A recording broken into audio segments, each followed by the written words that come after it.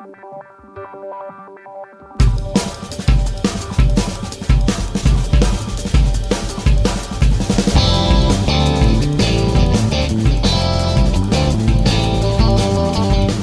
¿qué tal? ¿Cómo les va? Muy buenas noches. Bienvenidos a una nueva entrega de En Campaña. Estamos a días, nada más, de los comicios presidenciales y cerramos el ciclo con los candidatos. Recibimos al expresidente, al doctor Tabaré Vázquez, candidato por el Frente Amplio y además, todo el mundo coincide, quien será el candidato más votado en las elecciones del próximo domingo. Si alcanzan mayorías parlamentarias, si gana en primera vuelta, eso se verá. Lo cierto es que todos coinciden que será la persona más votada a la presidencia el próximo día domingo. Tabaré Vázquez, esta noche en campaña. Tabaré Vázquez, candidato del Frente Amplio, buscará llegar a la presidencia de la República por segunda vez. Fue el primer presidente de izquierda que tuvo el Uruguay al asumir en el 2004. En el final de la campaña, el candidato oficialista ha optado por defender lo que se consideran los puntos más débiles de la gestión del Frente Amplio. En educación, admite problemas, pero considera que han sido magnificados y que la situación es mejor a la que se describe. En cuanto a la política de seguridad pública, principal tema de debate en campaña, Vázquez no solo ratifica la continuidad de Bonomi, sino que asegura que los resultados positivos de su gestión ya se ven. En un reciente mensaje en el que prometió bajar los hurtos y las rapiñas en un 30%, dijo que al igual que la batalla contra el tabaco en su anterior gobierno, un ejemplo a nivel internacional, tomará la campaña contra la violencia con la misma fuerza y el mismo rigor. Durante la campaña electoral ha recorrido varias veces todo el interior del país. En esta última gira se ha sorprendido él mismo por la cantidad de gente que asiste a los actos frente amplistas. Mañana, jueves, a las 21 horas, a pocas horas de que comience a regir la veda electoral, el Frente Amplio cerrará su campaña en Montevideo con un acto en Boulevard Artigas y La Rambla en el que hablarán Tabaré Vázquez y Raúl Sendic. Ahí queda presentada la entrevista con el doctor Tabaré Vázquez, a quien le agradecemos especialmente su presencia esta noche aquí en la red, en medio de lo que son los últimos días de campaña y obviamente una agenda muy apretada. Doctor, gracias por acompañarnos. Gracias por la invitación y por esta oportunidad. Se le escuchó un par de discursos en el interior, ya desde hace algún tiempo, pero en particular en los últimos. Hasta sorprendido por el nivel de convocatoria del Frente Amplio en el interior. ¿Esperaba un nivel de movilización de estas características con el porte de los actos que está haciendo el Frente en el interior? Realmente a mí me desbordó en el sentido de, esperaba una movilización importante, interesante, pero multitudinaria como la que estamos viendo en las caravanas, al borde del camino saludando a la caravana por parte de miles de personas, y actos centrales multitudinarios. Realmente me halagaron, por cierto, me alegraron, pero me sorprendieron. Y la gente dice a veces, bueno, vienen en campaña, pero después es más difícil que aparezcan porque es el interior. Y sin embargo yo recordaba, y preparando la nota también, lo que le voy a preguntar. Usted fue el pionero en instalar los consejos de ministros en el interior, que después se discontinuó, pero en realidad fue una impronta de su gestión. Esto de llevar el gabinete a que se reúna en el interior y en localidades pequeñas. ¿Es algo que piensa hacer si vuelve a ser presidente? Sin ningún tipo de dudas, pero además ampliado. Generalmente en los consejos de ministros que hacíamos en el primer gobierno, el Frente Amplio que yo presidí, yo iba un día, hacíamos las sesiones en la mañana con la gente, con la prensa presente, etcétera, etcétera, y los ministros, algunos iban el día anterior y otros se quedaban en la tarde para dialogar con organizaciones sociales, vecinos, etcétera.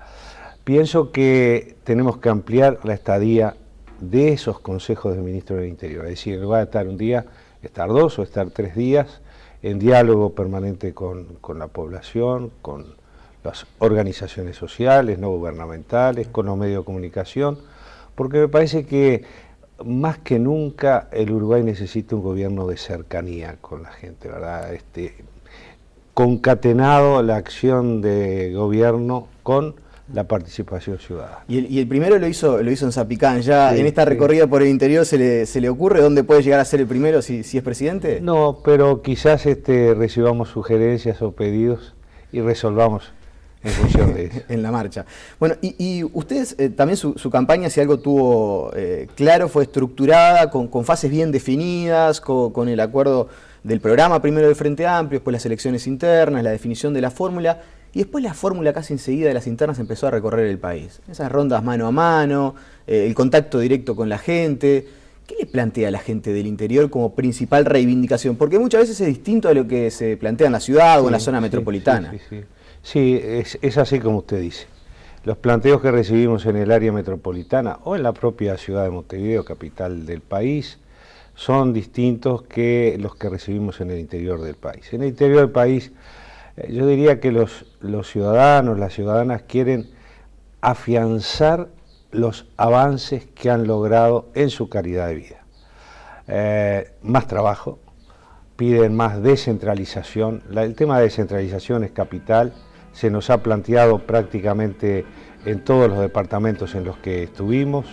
Descentralizar no solo en los aspectos de desconcentración administrativa o de gestión, que es bien importante y que hay que hacerlo.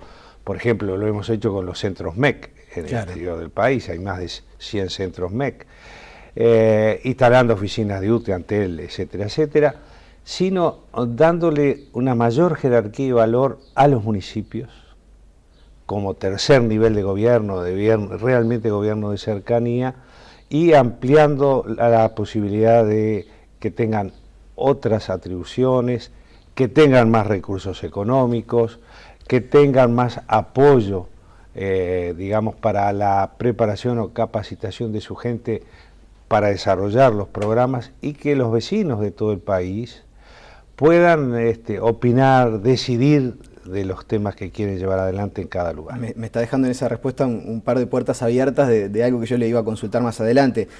Quiero centrarme en los reclamos de la gente en el interior, y nosotros acá en el informativo tenemos la posibilidad de la interacción, nos escriben en las redes sociales, veo cómo es ahora. Sí.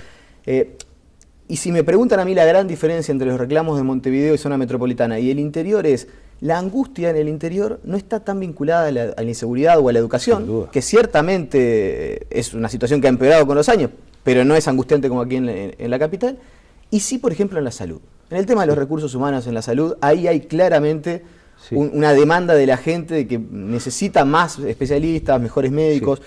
En este gobierno se ha querido avanzar en algo, pero no se ha logrado avanzar del todo. ¿Usted qué le propone a la gente vinculado específicamente a la salud y a ese tema de los recursos humanos, los recursos médicos en el interior? Bueno, coincido totalmente con su apreciación, ¿verdad?, que la recibe de los ciudadanos.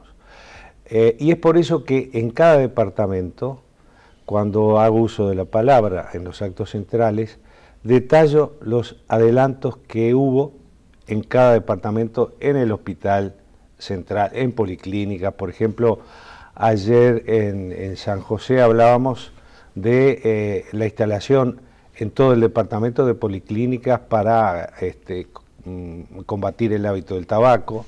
En Colonia hablábamos de las mamografías instaladas, de la recuperación de los hospitales del interior en sus convenios con la Universidad de la República para hacer cursos de posgrados, tener residentes en distintas especialidades, la adquisición de tecnología, sobre todo en los servicios de imagenología, de la posibilidad de hacer intervenciones quirúrgicas bien importantes en el interior del país, más allá del hospital de Tacuarembó, que es una joyita. Lo sacamos un poco de lado, claro, porque... Pero en ginecología y obstetricia, en neurología, endoscopía digestiva, bueno, en todo eso se ha avanzado, en la cantidad de ambulancias que han ido a cada departamento en este último quinquenio, pero sin duda la población quiere más y mejor atención, y está muy bien que así sea. Ahora bien,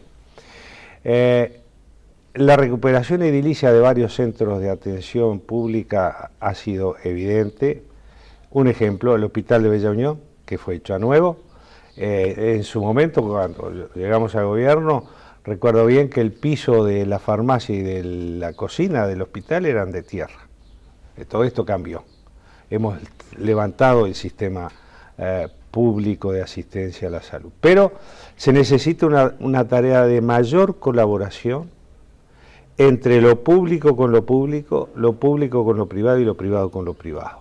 Es decir, niveles de coordinación más ágiles, más directos, más amplios, de forma tal que no existan a veces esos gaps, esos intervalos entre un enfermo que llega en una urgencia, por ejemplo, a un hospital de ACE, y como tiene una afiliación a una mutualista, una cooperativa en el interior, a veces no se atiende ahí porque hay que pasarlo a la cooperativa y ahí se pierde tiempo. Entonces, acentuar los niveles colaborativos entre lo público y lo privado, entre ellos mismos, Y en lo que respecta a las especialidades, se está avanzando en que vayan médicos a instalarse en el interior, pero hay que darle las condiciones adecuadas.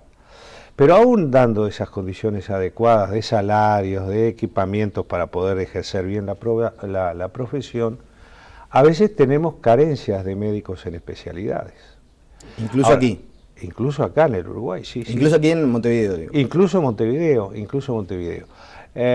Hay ahora una cantidad importante de médicos jóvenes que se están especializando en medicina familiar y comunitaria. Y otros que se están especializando en medicina rural. Han venido de su capacitación y preparación recibiendo los títulos de médico y especialistas en Cuba, en La Habana, en estos temas que precisamente Cuba es vanguardista, y que se han ido a instalar al interior, que hay que apoyarlos enormemente para que puedan cumplir su función. Pero en lo que respecta al número de algunos tipos de especialistas, no depende del gobierno exclusivamente, sino que la capacitación y la preparación y la profesionalización y la especialización corre por cuenta de nuestra Universidad de la República, de la Facultad de Medicina y de la voluntad que existe en quien es médico en realizar determinada especialidad. Y en nuestras condiciones, ¿no? Sí, en nuestro programa está buscar la forma, a través del diálogo, en fin, de ampliar las posibilidades de los cursos de posgrado en la Facultad de Medicina para cubrir con mayor número de estudiantes médicos, ya que se van a especializar, las distintas especialidades. Se ha avanzado en endoscopía digestiva, en endoscopía urológica, en urología, en ginecología, en pediatría. Incluso hay servicios de neuropediatrías instalados en el departamento Colonia, CTI pediátricos en el interior. Bueno, esto lo tenemos que seguir desarrollando y es uno de los requerimientos que nos hace la población del interior. Y en cuanto a la infraestructura, bueno, recientemente se conoció que se aprobaba la instalación del IMAE en Tacuarembó, justamente. Hay un reclamo en Salto de la instalación de un IMAE de esas características. Se dice que ya está todo pronto, una mutualista privada de allí de Salto. ¿Hay espacio para dos IMAEs, uno en Tacuarembó y otro en Salto, o es algo que habría que analizar con mucho más detenimiento? Hay que estudiar y racionalizar, ¿verdad? Pero yo creo que estamos viendo un proceso de descentralización en el tema de salud muy importante, requerido por la población y acompañado en una gestión estupenda que ha hecho la Universidad de la República de descentralizar su actividad, no solo en el área médica, sino también en otras áreas científicas, sociales, etcétera, que sin duda van a contribuir a que el Uruguay se descentralice y realmente tenga servicios y bienes producidos por el Estado de calidad. Le hago la última antes de la pausa y para cerrar el tema de la salud. Usted lo debe saber también, se lo deben haber planteado. Hay una lupa muy grande puesta en algunas direcciones de hospitales del interior por la manera en la que fueron designados, porque se dijo que venían del riñón de Alfredo Silva, que había de alguna manera impuesto a esas personas en la dirección de los hospitales. Le quiero preguntar, si usted llega a la presidencia, si va a hacer una revisión de la actuación no de estos directores en particular, sino de todos los directores de hospitales del interior del país, y si eventualmente se van a poner parámetros de gestión para que puedan continuar en el cargo. Sí. Los parámetros de gestión vamos a tratar de impulsarlo en toda la actividad pública, toda la actividad del Estado. Y para ser bien concreto en la respuesta, las mejores personas ocupando los cargos de responsabilidad. Los que tengan más capacitación técnica, más preparación. Hay una carrera de administración hospitalaria que debe ser tenida en cuenta como un elemento de valoración para definir quiénes pueden ser los directores de estos institutos.